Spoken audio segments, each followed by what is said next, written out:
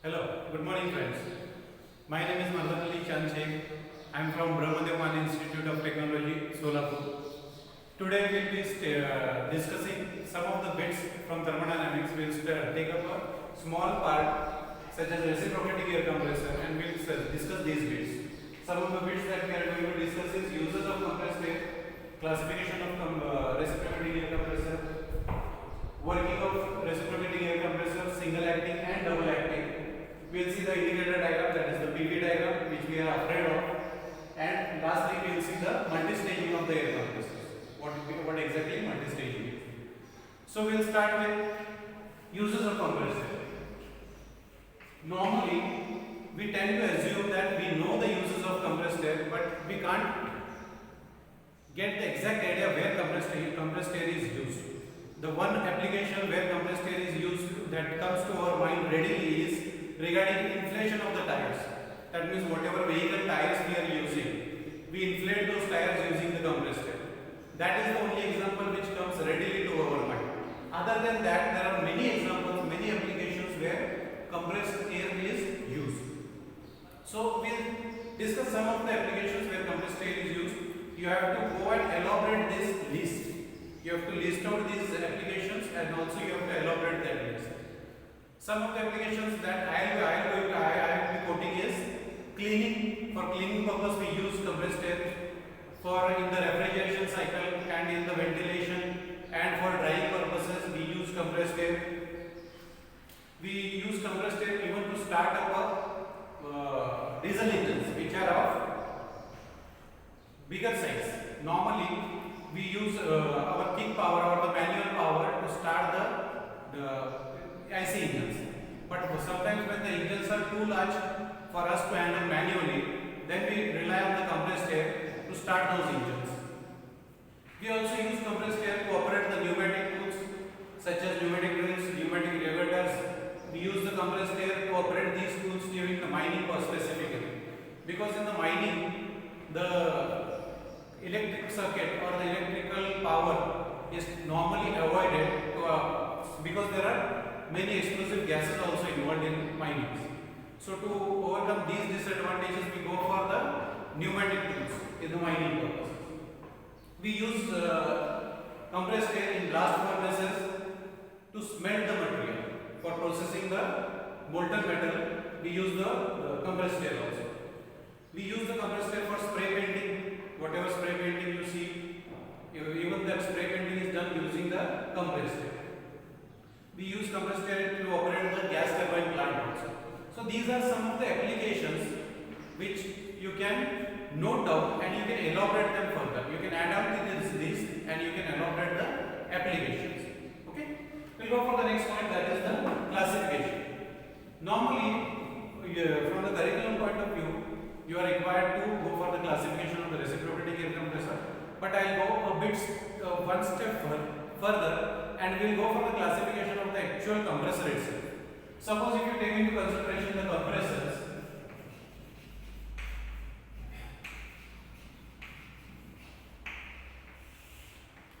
these compressors are classified into two categories. First is the positive displacement air compressor and second is the non-positive displacement air compressor. It is very important to note because normally in the textbooks, classification of reciprocating air compressor or positive displacement compressor is completely given, or a separate section is devoted for non-positive displacement compressor. In a combined way, they are never compared. So today we will be comparing over here, and you won't get these things in the textbook. So it's important that you see it properly. First is positive displacement air compressor.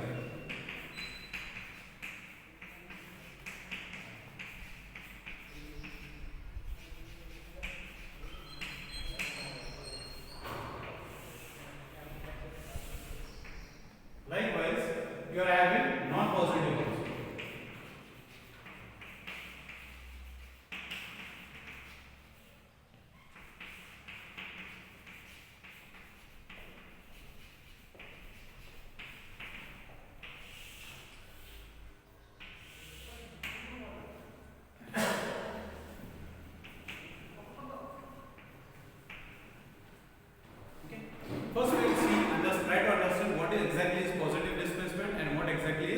non-positive displacement. In a compressor, there is a prime mover and it is having an output. In between, moving elements are there. If at all there is any change, any displacement, any movement in the prime mover or the moving element, and in an assured way, if we tend to get the output, that compressor is categorized under positive displacement compressor. Okay? In opposed to that, if there is a movement in the prime mover or the moving element, and we can't assuredly say that we will get a output, those compressors are categorized under non-positive displacement compressors. For example, in case of a centrifugal compressor, if the motor rotates, the inner vanes also start rotating. We can't assuredly say that we have to get an output of the compressed air or the pressurized air at the outlet. These type of compressors are called as non-positive displacement compressors. Some of the non-positive displacement compressors are centrifugal compressor,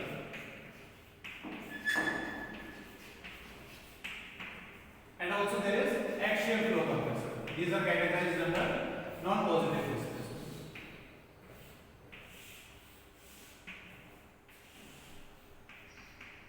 Centrifugal compressors are further categorized as single entry and double entry.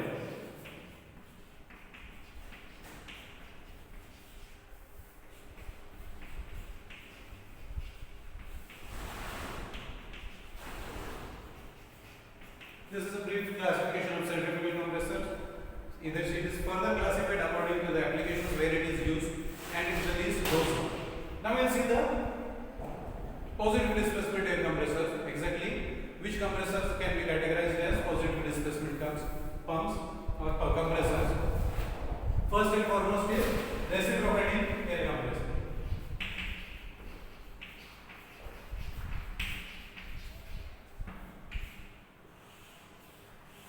And second is rotary.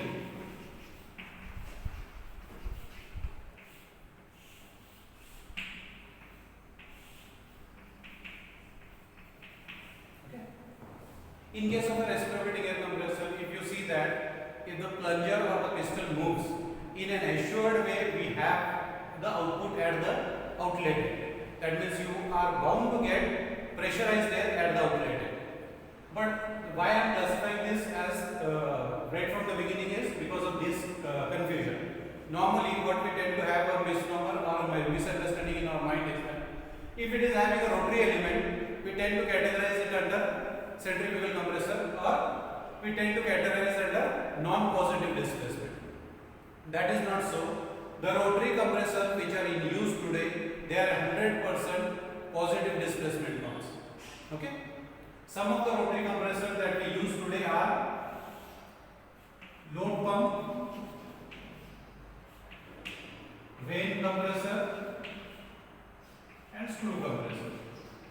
That means the moment there is any input at the prime mover end, assuredly we get an output or the pressurized air or gas at the outlet.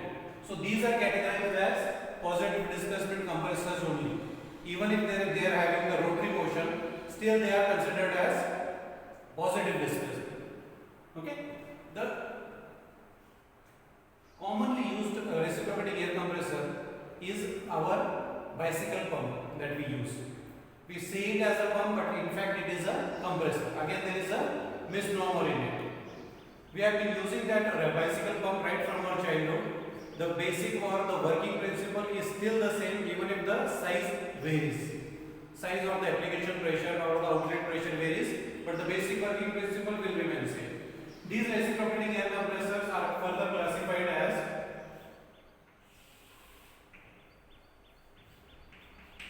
single acting and double acting.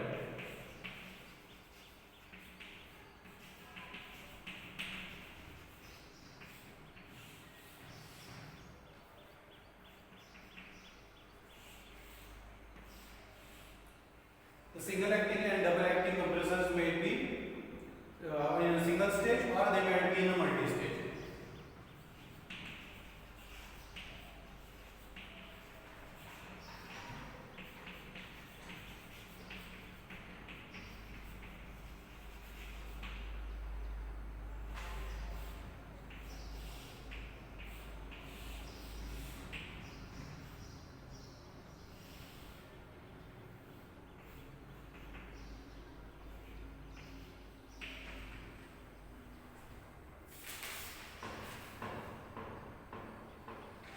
So this is the classification of a reciprocating air compressor or compressors in general. Take note that compressors are classified into positive displacement and non-positive displacement.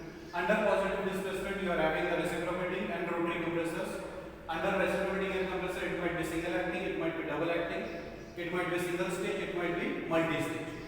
The rotary air compressors are low vane and screw pumps or compressors, whereas non-positive displacement compressors are categorized under centrifugal compressors and axial flow compressors, whereas centrifugal compressors are again classified as single entry and double entry. Okay, we will rather concentrate on the reciprocating air compressor from the curriculum point of view.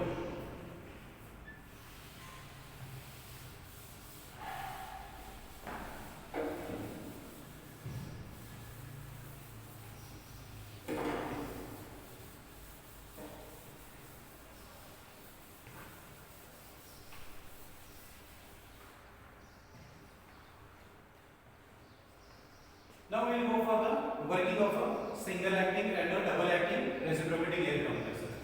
We will go for the diagrammatic representation or the diagrammatic explanation. Suppose if this is the cylinder and if we take a plunger, this plunger is attached through a connecting rod and a crank to the prime mover. Over here you are having the prime mover. This connecting rod is rotating. This is prime mover. This is your crank. This is connecting rod.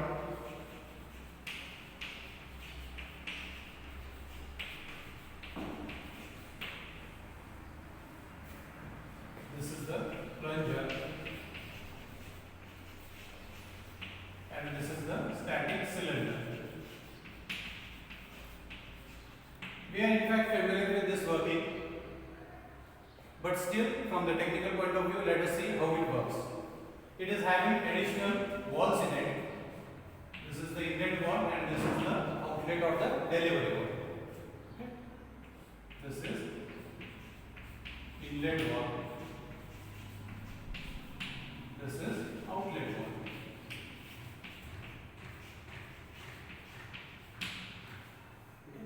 The moment the plunger starts its inward motion, if the crank starts rotating, the prime mode starts rotating, the plunger will be having its inward motion. During the inward motion, this inlet wall will tend to open up, whereas due to the negative pressure at the outlet wall, this tends to get closed. The moment the plunger reaches its innermost position, that means the moment it reaches this position, it reaches the end of the stroke, we can say. Afterwards, due to the further motion of the crank, this plunger will start its outward motion. That means whatever air is sucked into this cylinder, this tends to get compressed. Okay?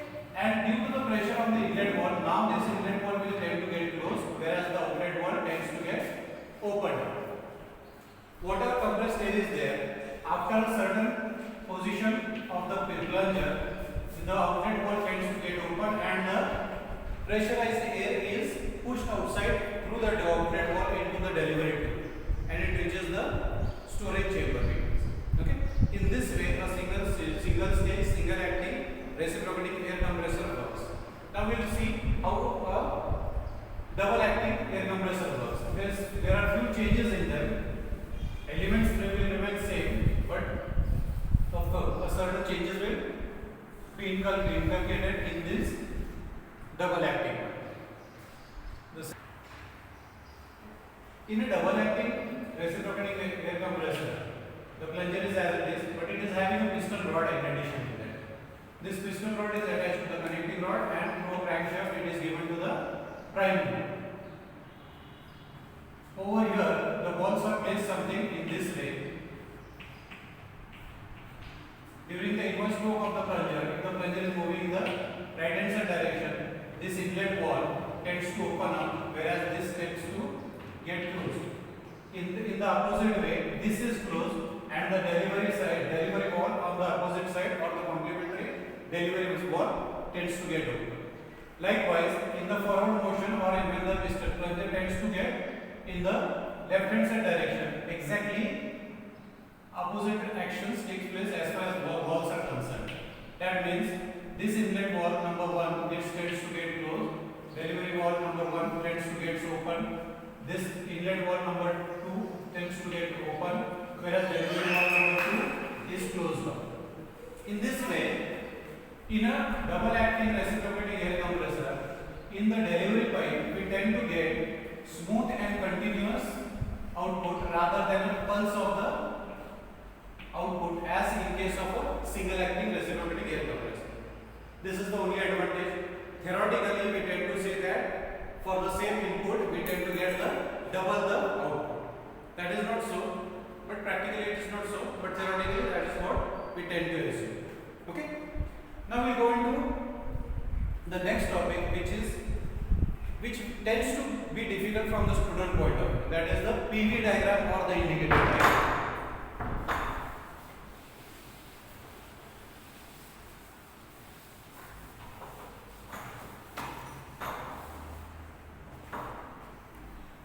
We'll take into account a simple reciprocating air compressor.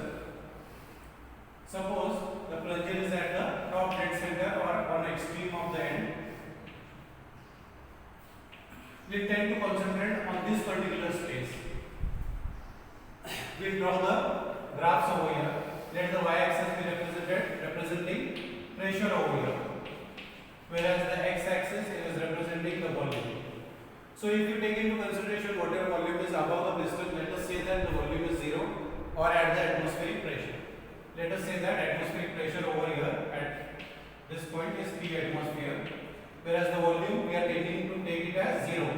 The moment the piston starts moving in the downward direction, whatever volume is above the piston, that tends to get increased.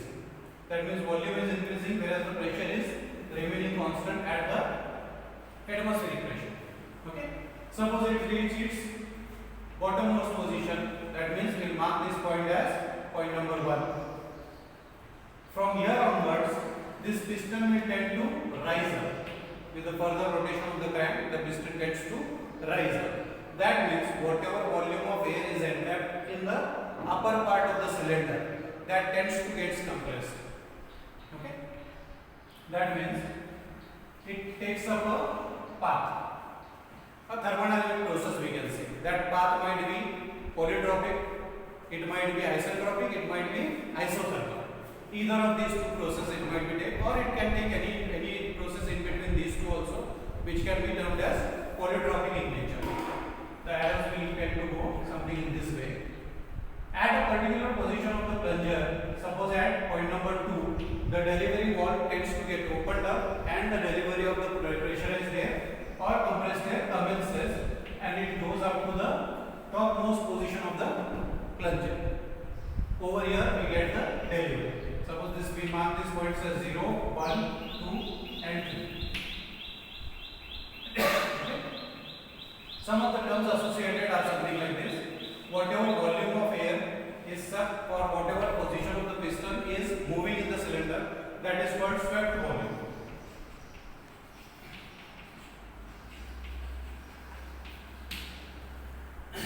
The pressure is varying from the atmospheric pressure to the delivery pressure. Suppose if the initial pressure we take it as P1 and the final pressure we tend to take it as P2, the ratio of P2 by P1 is called pressure ratio or compression ratio.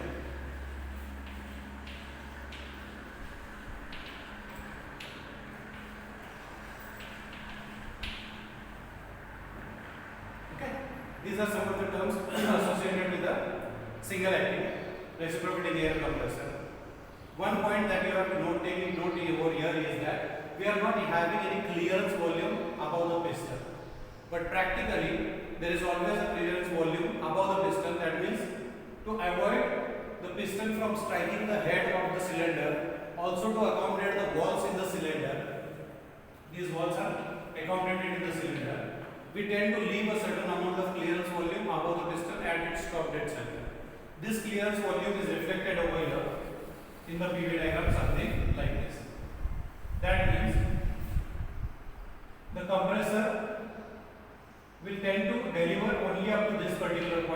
further expansion will take place along the clearance volume. Suppose this point is marked as point number 3 and this will be your point number 4. This is 3 dash.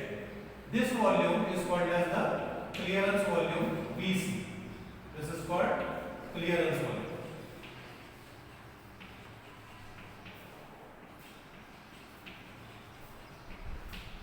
So you have understood how to draw a PV diagram without clearance volume and with clearance volume. So friends, let us conclude today's session. Basically, we have covered 4 of these points: uses of the compressed air, classification of the air reciprocating air compressor or the compressor in general.